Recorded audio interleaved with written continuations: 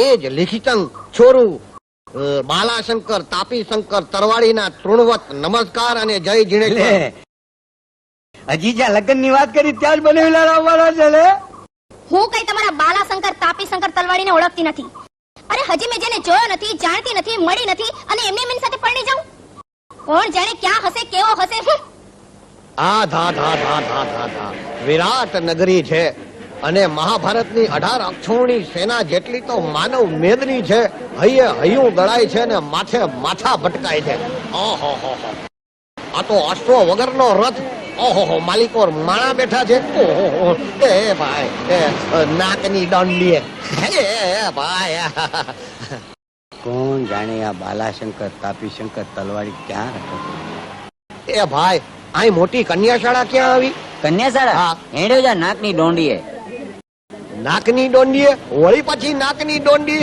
અરે નાકની ડોંડીએ બુહો લાગે. ખરો ઓળખ્યો. આ ગજબ નગરી છે. મને જોતા વેત જ બધા ઓળખી જાય છે કે હું બમ ગુહાશંકર છું. નાકની ડોંડીએ.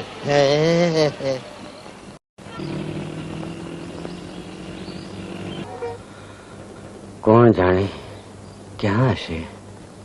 ઓહો, શું માનવ મેરામણ છે. બરધું વિનાના ગાડા ને ઘોડા વિનાની ગાડીઓ. ઓહો, નાકની ડોંડીએ. નાકની ડોંડીએ. બંધ કર. એ ભાઈ, એ કાકા, એ કાકા, એ કાકા. ઓહો, નાકની ડોંડીએ. ઓહો, એલા જાય. એ ભાઈ ઉભું રાખ તારું ભરત વિનાનું ગાડું. ઉભો રે. નાકની ડોંડીએ.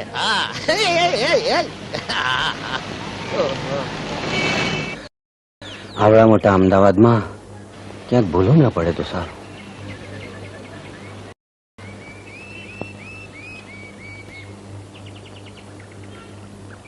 અંદર જાઓ અંદર. હા, મારા શાળાની બહેન છે. અંદર છે એમ ને? હા, જાઉં. અહો, પવિત્ર પાઠશાળાના વિદ્યાર્થી બંધુઓ, કૃપા કરી મને જણાવશો કે આ પાઠશાળાની કઈ કન્યા મારા સગા શાળાની સગી બહેન છે? તું જ કન્યાને પૂછીને નક્કી કરી લેજે ને. ઓહો, ધન્યવાદ ધન્યવાદ ધન્યવાદ. હા, બહુ લાગે છે. ખરો ઓળખ્યો. અમારા ગ્રામના ગ્રામજનોની જેમ ઓળખ્યો. આમ તો મારું નામ બાલાશંકર તાપીશંકર તરવાડી ઝીણાવદર વાળા છે. ગ્રામજનો મને બમ ગુહાશંકર તરીકે સંબોધે છે. કન્યાઓ એ બુહાશંકર. માત્ર બુહાશંકર નહીં, માત્ર બુહાશંકર નહીં, અરે બમ બુહાશંકર બોલો. આમ ક્યાં ચાલ્યા? કન્યાનું ટોળું તો આ બાજુ છે. કન્યાઓનો સમૂહ આ દિશામાં છે. યોગ્ય દિશા સૂચન બદલ પુનઃ ધન્યવાદ. વિદ્યાર્થી બંધુઓ, કન્યાઓ.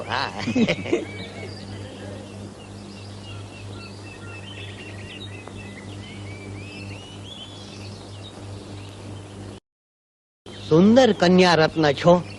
શું કહ્યું? પ્રશંસાના પુષ્પો વેર્યા. સુંદર લાવણ્યવતી છો. કિંતુ પૂછી લઉં કે તમે મારા શાળાના બહેન છો? ના, હું મારા ભાઈની બેન છું. એ તો જન્મજાત સગપણ કહેવાય. પણ તમારા ભાઈએ કોઈ ઝીણાવદર વાળા બાલાશંકર તાપીશંકર તરવાડી જોડે તમારું સગપણ કર્યું છે તો તમે મારા શાળાના બહેન કહેવાવ. સાવ બુહો લાગે છે. ખરો ઓળખ્યો, ખરો ઓળખ્યો. આ નગરના બધા જ નગરજનો આ બુહાશંકર ને તરત જ ઓળખી જાય છે. અહો, અદ્ભુત રૂપ સ્વરૂપ અને લાવણ્ય ધરાવતા કન્યા રત્નો, ક્ષણિક થોભો અને નિઃસંકોચ ઉત્તર આપો કે તમારામાં મારા શાળાની બહેન કોણ છે? શાળાની બેન તો બેરી કહેવાય. તે સત્યવદ્યા. હવે કહો કે મારા શાળાની બહેન કોણ છે? અરે, હજી અમારું તો સગપણ પણ નથી થયું. ઓહો, તો કરી નાખો. કન્યાકાળ વીતી જશે, પછી અકાળે યૌવન કરમાઈ જશે અને પછી પતિ વગરની સતી સંસારમાં ન શોભે. બુહો લાગે છે. ઓહો, ગજબ નગર છે. બધા જ આ બમ બુહાશંકર ને તરત ઓળખી જાય છે.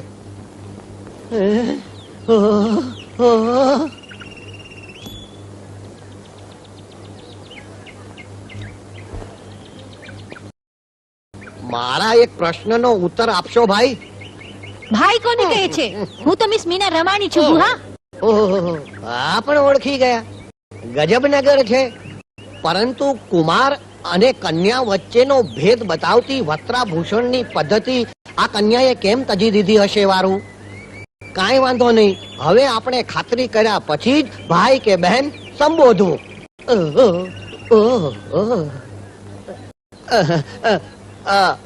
મારા એક પ્રશ્નનો ઉત્તર આપશો કન્યા? તમે મારા શાળાના બહેન છો? હું તમારા શાળાનો ભાઈ હોઈ શકું, બેન નહીં, સમજ્યા? મારું નામ એમજી અખરોટવાળા છે બુહા. ઓહો, લ્યો, આ પણ ઓળખી ગયા કે હું બમ બુહા શંકર છું.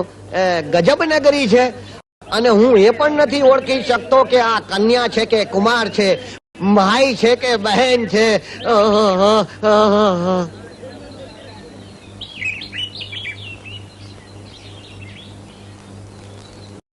મોનાલિસાનું સ્મિત શા માટે વખણાતું હશે? મોનાલિસાના હોઠ લીસા હતા ને એટલે. બીજી કોઈ મોનાના હોઠ લીસા નહીં હોય? હોઠ લિસ્સા. મનોલિસાના હોઠ કરતા મારા હાથ વધારે લિસ્સા છે. ના ના, એને હું સમજી છું. શું કોલેજની બધી ગર્લ્સને ભેગી કરો. અરે હેમા રેખા, થયું છે શું? અરે મોના, એક બહુ કોલેજમાં ઘૂસી ગયો છે. બુહો ને બધાને કહે છે કે તું મારા શાળાની બેન છે. અરે વાહ, હા, મને પણ એમ જ કહેતો હતો.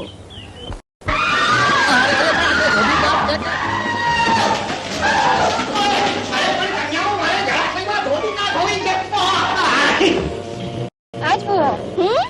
ચાલો ત્યારે એને બરોબરની મજા ચખાડીએ. ખમણ ગર્લ, અરે કન્યાઓ, મારે તો જળાશયમાં ધોતિકા ધોઈ હતી.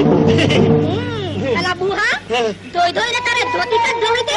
તને આખો ધોવાય.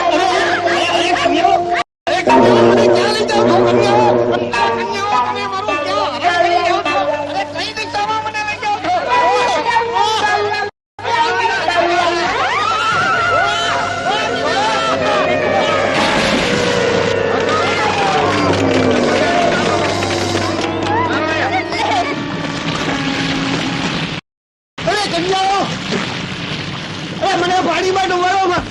હું તો મારા થાળાની બેનને ગોતો. એવી મજા આવી. બુહા, મળીને તારા હારાની બેન.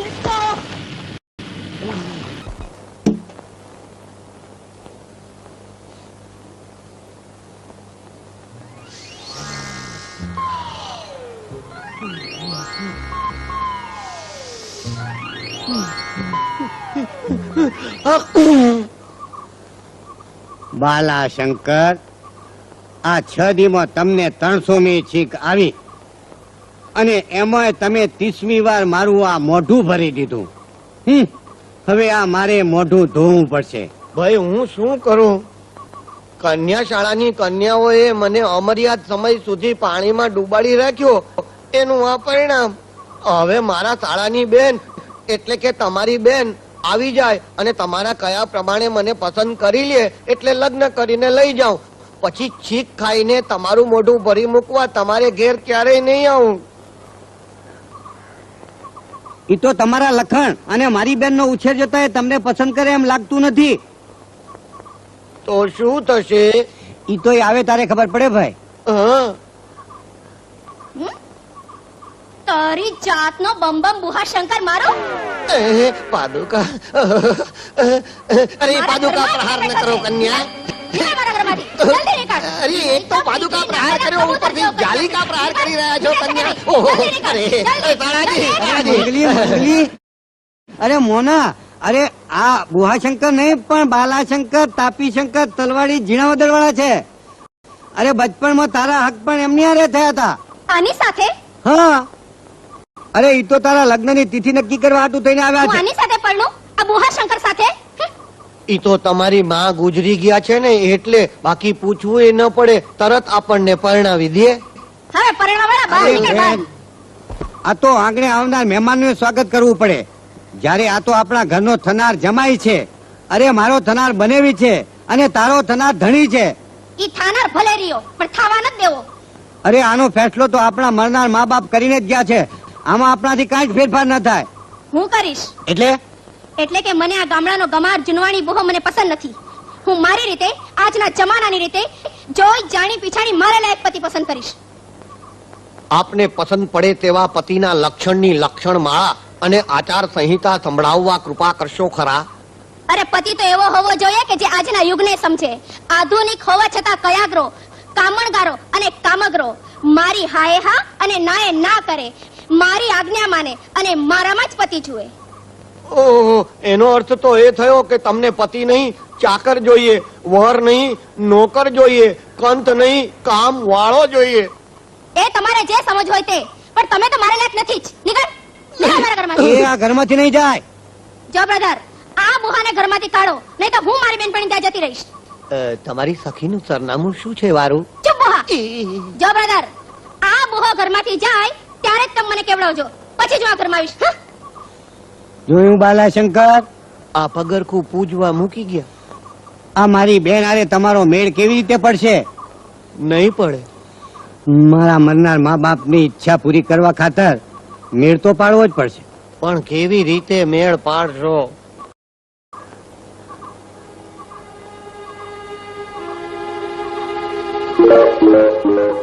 ઓરાવ ઓરાવ વાત કહું.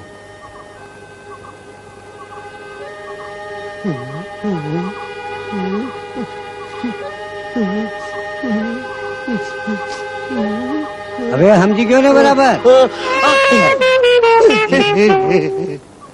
બાલાશંકર 31મી વાર